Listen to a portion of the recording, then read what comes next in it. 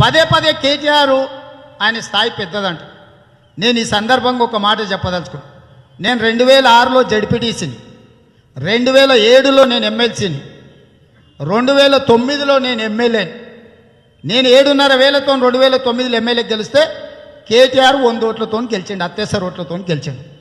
నేను ఆయన ఎమ్మెల్యే కాకంటే ముందే పెద్దల సభలో ఎమ్మెల్సీగా చేసిన, స్థానిక సంస్థలలో జడ్పీటీసీగా చేసిన. నువ్వు 3 సార్లు ఎమ్మెల్యే అయితే నేను ఒకసారి జడ్పీటీసీ, ఒకసారి ఎమ్మెల్సీ, 2 సార్లు ఎమ్మెల్యే, ఈరోజు ఎంపీని.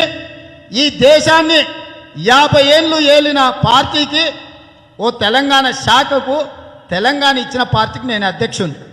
రాజకీయ పరంగా నువ్వు నా ఎంటికతో సమానం.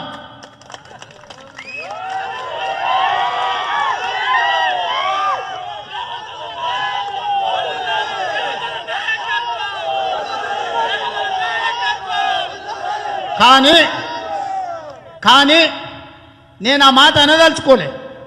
ఎందుకంటే నువ్వు ఈ మంత్రివర్గంలో ఒక మంత్రివి.